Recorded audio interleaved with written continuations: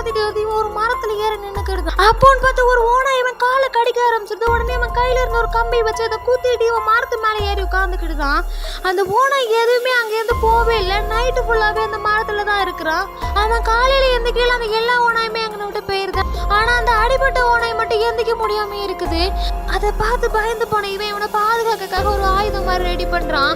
ஆனா அதை பார்க்க ரொம்ப பாவமா இருக்குன்னு சொல்லிட்டு அதை கொல்லாம அதை குணப்படுத்தணும்னு முடிவு பண்றான். முதல்ல அதோட வாய் நல்லா டைட்டா கட்டி ஒரு குகைக்கு எடுத்துட்டு போய் அவனை கூடையே வச்சு பார்த்துக்கிடுறான். அதுக்கப்புறமா அதுக்கு தண்ணி தாகம் எடுக்குங்கிறத இவன் புரிஞ்சுக்கிட்டுதான் கொஞ்சோண்டு தண்ணி வைக்கிறான். கொஞ்சம் கொஞ்சமாவே இந்த ஓனாயை இவன் நல்ல ஃப்ரெண்டாக ஆரம்பிச்சிடுறாங்க. அவனோட சாப்பாட்டுக்காக ஒரு முயலை அடிச்சு சாப்பிடும்னு சொல்லிட்டு முடிவு எடுக்கிறான். அதுக்கப்புறம் நெருப்பு வர வைக்கிறதுக்காக ரொம்ப நேரம் கஷ்டப்பட்டுட்டு இருக்கான். எப்படியோ அதை கஷ்டப்பட்டு சமைச்சவன் ரொம்ப நேரம் கழிச்சு வயிறார சாப்பிடுறான். அந்த ஓனாய்க்கு கொஞ்சம் கொடுத்து பாசமா பார்த்துக்கிடுறான்.